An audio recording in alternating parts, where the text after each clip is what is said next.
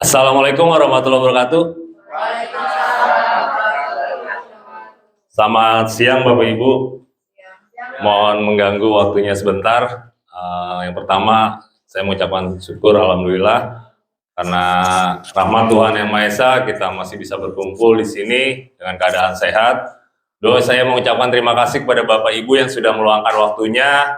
Kita berkumpul di sini untuk mendengarkan paparan saya tentang rencana tindak lanjut, di mana ini bagian dari tugas akhir saya dalam pelatihan PPKG, PJOK yang sudah saya lakukan kurang lebih selama 3 bulan.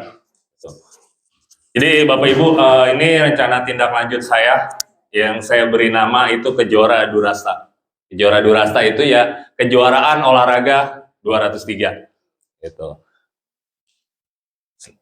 Baik, ini program ini saya menggunakan Sport Education Model atau SEM. Nah, ini sebelum mulai ini biar nggak ngantuk Bapak Ibu, saya ada sedikit permainan. Saya mencoba menebak tanggal lahir Ibu. Bukan sulap, bukan sihir ini. Bu Asmi ya? Oke, baik. Ibu hanya bilang ya atau tidak, atau ada atau tidak yang ada di A, B, C, D, E. Ibu kelihatan angkanya? Angka tanggal lahir Ibu. Di nomor A ada nggak? Ada ya. Yang B? Ada. Yang C? Yang C ada. Yang D? Yang E? Tanggal 7. Betul ya Bu? Bukan Sulawesi. Lebih mana lagi ya? Ayo, saya Bu. Bu. Saya boleh nebak nggak? Saya nebak. Ya, coba. Yang A ada. Ada. Yang B ada. Ada. Terus? B tidak ada. Ya. Yang D tidak ada. Ya. Yang E ada. 19. Betul. Oke. Coba aku dong. Ya. Boleh nanti ada yang mencoba, siapa yang mau mencoba mau nebak? Siapa yang mau nebak? Coba Pak Jo menebak nih, yang Pak Jo yang menebak ya. Coba. A nggak ada. B nggak ada. C ada. D ada. E ada. 28. Ya sebenarnya. Oke, luar biasa. 28 November. Ya. Baik, Bapak Ibu, ada lagi ya? Nih boleh nanti kalau dalam pengajaran boleh Bapak Ibu praktekkan, jadi anak-anak pasti akan penasaran. Kata kuncinya. Kata kuncinya, Tinggal dijumlahin ke angka pertama. nah kata kuncinya hanya dijumlahin Bu. Yang A itu di bawahnya ada angka 1, yang B di bawahnya ada angka 2, yang C ada angka 4, D angka 8, E angka 16. Jadi misalkan di yang D ada, yang lainnya enggak, berarti dia tanggal 8. Kalau misalkan adanya di A dan D, berarti 8 ditambah 1, 9. Seperti itu. Nah, coba Pak Ustadz. Di Pak Kus deh yang baru datang. Pak Kus, tanggal lahirnya. Ibu, siapa yang mau coba menjawab? Bagus. Di A ada nggak tanggalnya? Nggak ada, tanggal lahir ya? Ada. Ada. Di B? Nggak. Di C? Di D? Di B. Ada. Di B ada nggak? Tinggal kan? Tanggalnya. Ada. Oh, di B. Ada. Ada. Ada. Ya. Di C? Ada. Ada. D ada. Ada. Di E Ada. nggak ada. Berapa? Tanggal 15, benar bagus? Iya. Ya. Oke. Baik, kita lanjut ya Bapak Ibu ya. Hanya ini biar nggak ngantuk. Oke, baik Bapak Ibu. Ini latar belakangnya. Jadi dalam pembelajaran PJOK itu dirancang untuk mendorong seluruh siswa, termasuk yang mungkin tertarik pada olahraga agar yang tidak tertarik pada olahraga agar aktif terlibat melalui pendekatan yang menyenangkan, kompetitif dan inklusif. Hal ini sejalan dengan model SEM yang menekankan pengalaman belajar yang menarik dan relevan bagi siswa. Model SEM dalam PJOK bertujuan untuk menghubungkan pembelajaran dengan kehidupan nyata. Kompetisi olahraga memberikan siswa pengalaman langsung yang relevan dengan dunia nyata, di mana mereka belajar bagaimana menghadapi tantangan, kompetisi secara sehat, dan mencapai tujuan bersama.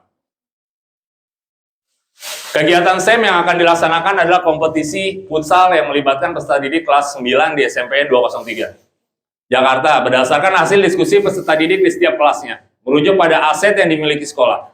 Berdasarkan identifikasi aset yang ada di sekolah yang dapat dioptimalkan, diantaranya aset manusia, aset fisik, aset sosial, aset lingkungan, aset politik, aset finansial, aset agama, dan budaya dalam mendukung kegiatan kolaborasi pembelajaran PJOK berbasis proyek dengan penerapan model SEM. Kegiatan kompetisi futsal ini dipilih atas dasar tingginya keinginan peserta didik berdasarkan suara dan pilihan peserta didik di setiap kelasnya. Mengingat selama mereka sekolah di SMP 203 belum pernah diadakan kompetisi futsal di sekolah. Jadi gini Bapak Ibu, kemarin sudah saya diskusi ke anak-anak, saya lempar ke anak-anak dengan minatnya sesuai kelasnya masing-masing. Nah, ternyata mereka rata-rata itu di tiap kelas futsal gitu, futsal dengan alasan, Pak, saya belum pernah ada turnamen futsal di sini untuk yang kelas 9 itu. Nah, ini latar belakangnya. Makanya saya mencoba membuat program nanti untuk kegiatan kompetisi futsal per kelas. Lanjut, Pak. Oh iya, tujuannya. Baik. Tujuannya, memberikan pengalaman yang otentik dan bermakna sehingga siswa memahami olahraga tidak hanya sebagai aktivitas fisik, tetapi juga sebagai bagian dari gaya hidup sehat. Mendorong siswa untuk menghormati aturan, menghargai lawan, dan bermain adil dalam semua kegiatan olahraga. Melibatkan semua siswa dalam berbagai peran, seperti pemain, wasit, pelatih, atau panitia untuk memastikan setiap individu berkontribusi secara aktif. Mengasah keterampilan motorik dasar dan lanjutan sesuai dengan cabang olahraga yang dipelajari seperti teknik bermain futsal. Jadi ini tujuannya Bapak Ibu, yang pertama memberikan pengalaman otentik atau pengalaman nyata kepada peserta didik kita kelas 9, lalu mendorong siswa untuk menghormati aturan karena dalam kompetisi itu ada aturan, menghargai lawan, dan bermain adil. Dan melibatkan semua siswa dalam berbagai peran. Jadi nanti teknis SEM-nya itu mereka satu kelas akan bermain peran. Mereka akan mendapatkan peran masing-masing sesuai dengan minat dan bakatnya mereka. Gitu. Jadi ada yang perannya sebagai pemain, ada yang panitia, ada yang nanti jadi MC, ada yang jadi supporter, seperti itu. Capaian, langkah-langkah, dan hasil yang diharapkan untuk tiap tujuan. Capaiannya, siswa mampu memahami pentingnya manfaat olahraga untuk kesehatan fisik, mental, dan sosial. Siswa mampu memberikan contoh nyata perilaku bermain adil kepada teman sebaya dan menjadi panutan dalam lingkungan olahraga. Siswa berhasil menyelenggarakan pertandingan olahraga dengan mempraktikkan prinsip keadilan dan menghormati semua peserta. Nah, langkah-langkahnya, dalam SEM itu ada langkah yang pertama penetapan tujuan dan persiapan. Yang kedua latihan dan pembelajaran, ketiga kompetisi, keempat festival akhir pertandingan, dan kelima evaluasi dan refleksi. Hasil yang diharapkan, penyelenggaraan kompetisi futsal ini dalam penerapan SEM akan menjadi pengalaman yang bermakna bagi siswa sesuai minat dan kemampuannya. Nah, perannya, siswa dapat memilih peran menjadi panitia, pemain, pelatih, wasit, komentator, dokumentasi, supporter, dan lain-lain. Ini struktur program dan mitra dalam komunitas belajar. Struktur programnya itu, untuk program ini kokurikuler. Jadi ini di dalam pelajaran PJOK, kegiatan ini. Jadi kokurikuler. Yang terlibat siswa kelas 9. Nah, ini lini masanya minggu ketiga bulan November. Jadi tahapan penjelasan minggu ketiga bulan November. Minggu keempat bulan November itu tahapan konseptualnya, atau dia tahapan mempersiapkan mereka persiapan untuk aksinya. Minggu kedua bulan Desember itu tahapan aksi dan refleksi. Jadi aksinya itu kemarin saya rencanakan setelah ulangan asad gitu. Akhirnya saya majukan karena setelah asad itu pasti ada kelas meeting Bapak Ibu gitu. Jadi saya majukan di minggu keempat untuk tahapan aksi dan refleksinya. Mitra dalam komunitas belajar, penasihat kegiatan itu kepala sekolah, penanggung jawabnya saya sendiri, guru PJOK. Tim KBS yang terdiri dari, jadi tim KBS komunitas belajar sekolah. Jadi saya melibatkan untuk guru bahasa Indonesia yang berperan sebagai fasilitator dalam pembuatan proposal kegiatan. Jadi dalam persiapan itu membuat proposal kegiatan. Yang kedua, guru seni budaya berperan sebagai fasilitator dalam pembuatan poster dan spanduk dukungan. Jadi buat poster, buat spanduk-spanduk dukungan itu saya melibatkan guru seni budaya. Guru TIK berperan sebagai fasilitator dalam promosi kegiatan. Jadi dalam promosi kegiatan itu saya melibatkan guru TIK untuk membuat flyer, itu atau promosi-promosi lewat media sosial, lewat IG, lewat TikTok dan lain-lain, itu saya melibatkan guru TIK. Wali kelas 9 itu saya libatkan karena mereka wali kelas harus tahu dengan kegiatan seperti ini. Dan tenaga pendidikan itu saya libatkan juga. Jadi karena saya nanti perlu lapangan, saya akan melibatkan tenaga pendidikan. Suatu saat saya butuh alat-alat dan lain-lain. Pernyataan tentang kapasitas yang dimiliki sekolah. Sekolah kita memiliki kepala sekolah, guru, dan tenaga pendidikan yang profesional sesuai dengan kualifikasi akademiknya. Peserta didik kelas 9 berjumlah 252 orang. Ini saya hitung 36 kali 7 ya. Jadi 252 orang, masing-masing kelas sesuai minat dan bakatnya berperan untuk menjadi panitia, penyelenggara, pemain, wasit, pelatih, supporter, dan lain-lain. Sekolah memiliki lapangan olahraga yang cukup untuk digunakan kegiatan kompetisi. Yang keempat, sarana dan prasarana termasuk perlengkapan yang cukup memadai untuk diberdayakan gunakan dalam kegiatan kompetisi olahraga. Ini rencana evaluasi program. Itu program yang tadi Kejora Durasa, kejuaraan olahraga 203. Yang pertama, tujuan pembelajaran meninjau ketercapaian tujuan pembelajaran dalam SEM, Sport Education Model. Yang kedua, umpan balik dari siswa tentang pengalaman dalam pembelajaran SEM. 3, pengumpulan pendapat melalui refleksi guru terhadap pelaksanaan dan pengelolaan SEM, evaluasi kinerja tim meninjau kolaborasi dan kerjasama dalam SEM. Nah, alat pengumpulan datanya, Bapak Ibu, di sini ada aspek kognitifnya, kita pakai tes tertulis, jadi tes awal mereka sejauh mana sih tahu tentang futsal, tahu tentang aturan. Aspek afektifnya kita bisa pakai lembar observasi sikap, penilaian diri, dan jurnal refleksi. Aspek psikomotornya kita pakai lembar observasi keterampilan, jadi rubrik 6. Rubrik penilaian. Secara umum, alat pengumpulan data menggunakan rubrik penilaian kompetisi yang dapat digunakan selama proses pelaksanaan sampai akhir dan juga portofolio siswa berupa catatan refleksi, dokumentasi, dan tugas siswa. Jadi nanti per siswa kita kasih rubrik sesuai perannya masing-masing. Misalkan perannya jadi supporter, ada rubrik penilaian tentang supporter. Supporter itu harus apa sih? Harus menghargai lawan dan lain-lain, itu ada di rubriknya. Rubriknya sudah saya buat juga. Kemungkinan dan tantangan. Yang pertama, pengelolaan waktu. Jadwal yang padat dan keterbatasan waktu dapat mempengaruhi penyelenggaraan. Yang kedua, keterbatasan fasilitas. Sekolah kita tidak memiliki gawang futsal. Ketimpangan jumlah pemain. Ada kemungkinan jumlah siswa dalam satu kelas tidak ideal untuk membentuk tim futsal. 5 pemain utama dan 5 pemain cadangan. Jadi kalau putranya aja itu kadang-kadang ada cuma 16 orang atau berapa, jadi kadang tidak ideal. Ini akan mungkin yang akan muncul dalam tantangannya. Kurangnya minat beberapa siswa. Tidak semua siswa menyukai futsal, terutama jika mereka lebih tertarik pada cabang olahraga lain.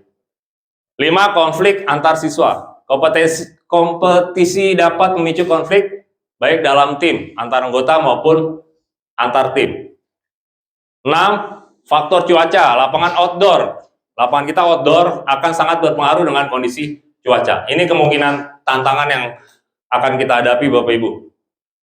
Nah, ini solusinya. Yang pertama tadi, penjadwalan yang lebih efisien dan efektif. Jadi saya mengimbau ke siswa itu membuat jadwal sesuai dengan jam pelajaran. Jadi misalkan bermain futsal waktunya hanya 5 menit kali 5 menit gitu. 5 menit kali 2. Jadi kita sesuaikan dengan jam pelajaran. Memodifikasi permainan dan aturan permainan. Jadi kita tidak memiliki gawang, jadi saya modifikasi gawangnya dan kita buat aturan permainannya. Jadi keputusan semua ada di wasit. Apabila gol seperti apa, sudah kita buat kesepakatan dari awal. 3. Format dan aturan pertandingan menyesuaikan dengan jumlah siswa tiap kelasnya. Jadi format pertandingannya kita sesuaikan dengan jumlah siswa per kelasnya. Jadi kalau kelasnya hanya 5 orang atau 4 orang pemain, 4 orang dipersilakan, disesuaikan dengan kelasnya masing-masing.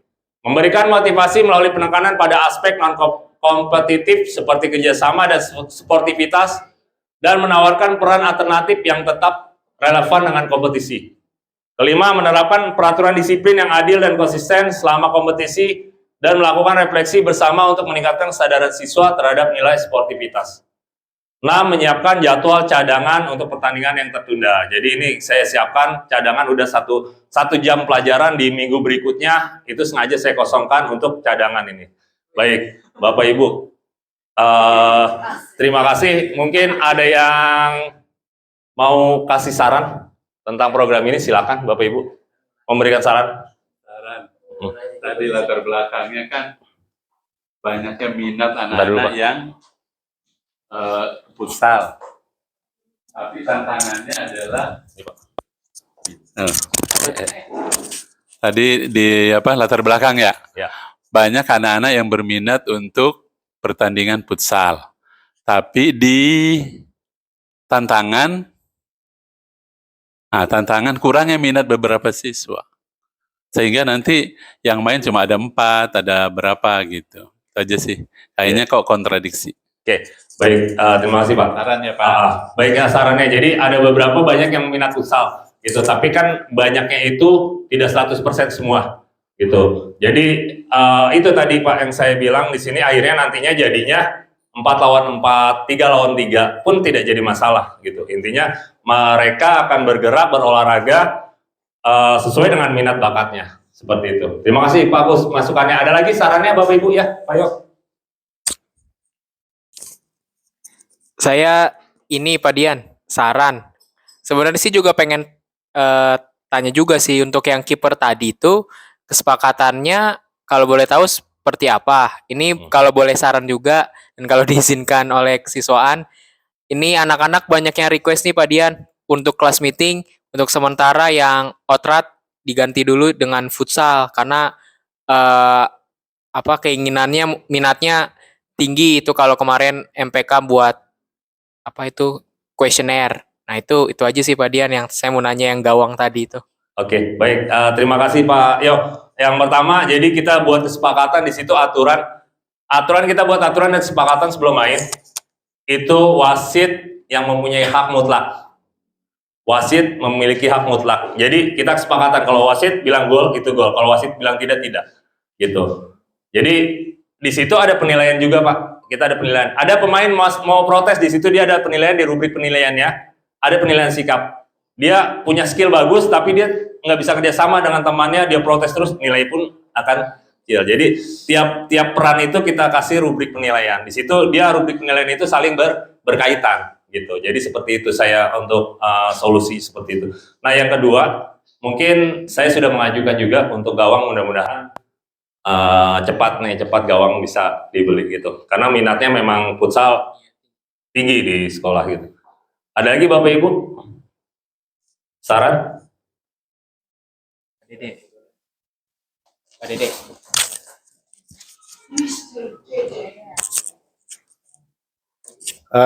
Mungkin saya kan ini kan konteksnya laki-laki ya, yang putra. Apa mungkin yang perempuan juga dikasih angket juga mungkin dia ada keinginan juga untuk futsal. Itu aja sih mungkin. Terus mekanismenya gimana lagi? Apakah sama atau berbeda antara yang putra dan yang putri? Oke, terima kasih Pak Dede. Ke depannya kita akan samakan, tidak ada perbedaan gender Pak. Untuk kedepannya nanti putri pun kita ada futsal putri gitu.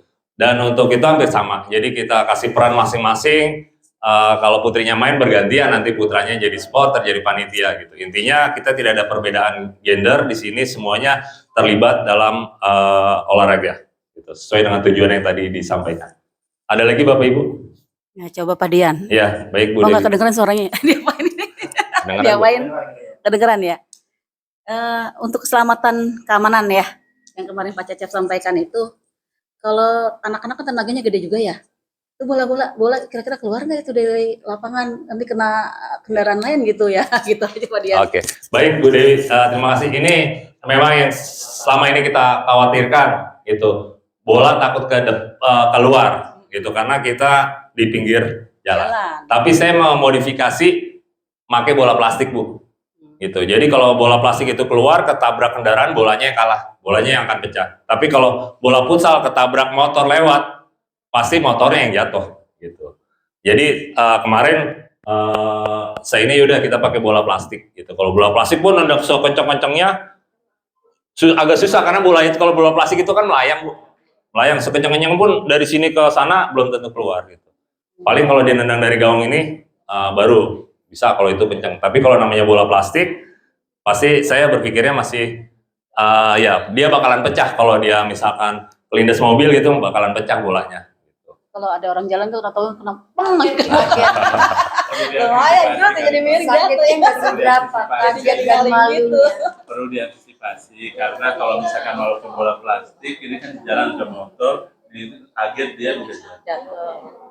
Iya, baik Pak, terima kasih. Nanti kita cari solusinya bareng-bareng gitu. Satu sisi kita ingin fasilitasi anak-anak dengan kemauan yang tinggi. Satu sisi kita memang ada beberapa kendala di sekolah kita seperti itu. Ada lagi Bapak Ibu saran? Belinya Saran yang bagus Bu. maunya sih. Pindah. Maaf, kemana? pindah ke Tidak Depok. cukup. Ya, minimal pagar. Naik. Gedungan DKI. DKI apa? Parangan kan lebih cepat kali dibandingin pakai pagar. Oh iya. Ya. Sarpras. Nanti boleh saya ajukan ke Sarpras kegiatan. Ada lagi Bapak Ibu? Tidak ada, cukup? Cukup ya Bapak Ibu ya? Ya itu Bu, itu program. Nggak ada, aman, alhamdulillah. Udah, kalau saya kerjasama dengan Bu Meta, kasih plus dulu dong Bu Meta dong. Keren. Jadi kemarin saya kerjasama untuk yang supporter itu, Bu Meta nih luar biasa, anak-anak buat spanduk-spanduk dukungannya luar biasa. Posternya luar biasa. Dan untuk TIK, meskipun di kelas 9 tidak ada TIK, saya libatkan guru TIK, tapi mereka luar biasa Bu, buat kanva poster itu ada di saya, kirimannya keren-keren anak-anak buat promosinya gitu. Ada lagi Bapak Ibu? Tidak ada? Baik, kalau tidak ada, mungkin saya cukupkan presentasi saya.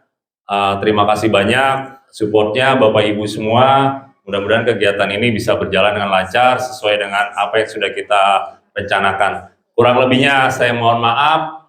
Terima kasih. Wassalamualaikum warahmatullahi wabarakatuh. Waalaikumsalam warahmatullahi wabarakatuh.